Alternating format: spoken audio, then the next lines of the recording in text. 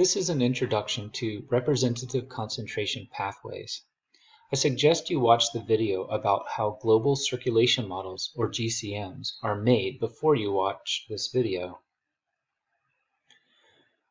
Representative concentration pathways, or RPCs, are climate predictions of the future made by using global circulation models.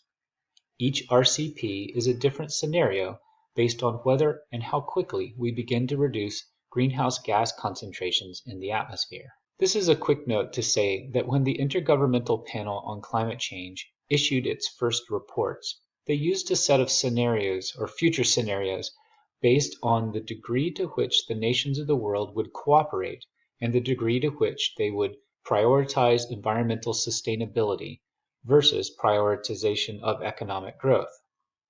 By the way, the two are not mutually exclusive. These initial scenarios, known as SRES, you will see them referenced in older literature.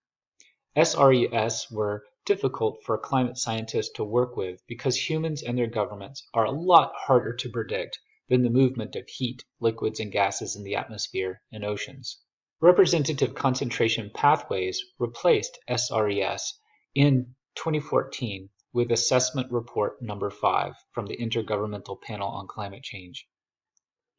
RCPs are the scenarios based simply on how much greenhouse gases enter the atmosphere over time.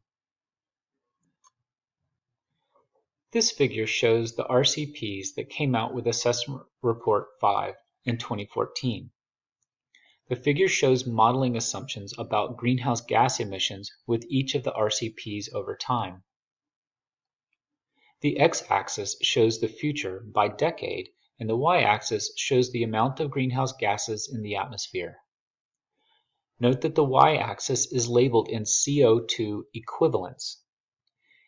Instead of developing an RCP for every different greenhouse gas, all greenhouse gases are represented here by converting them into the equivalent contribution to warming that a CO2 molecule has. For example, one methane molecule traps as much heat as about 21 carbon dioxide molecules. Thus, if we had 10 methane molecules to account for in a model, we convert them to 210 CO2 equivalencies. Okay, let's look at the RCPs on the graph. Remember, none of this graph is a forecast. It is only showing the assumptions about greenhouse gas emissions over time for each RCP. Each of the lines represents a different future for Earth based on how much greenhouse gases we pump into the atmosphere. The number associated with each line represents how much heat-trapping potential our greenhouse gases have caused in the atmosphere. The red line, RCP 8.5, shows what's known as the business as usual model.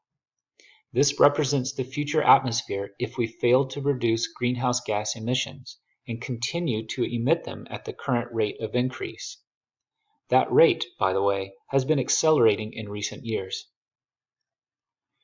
The green line represents an optimistic RCP that would have led to minimal climate change this century.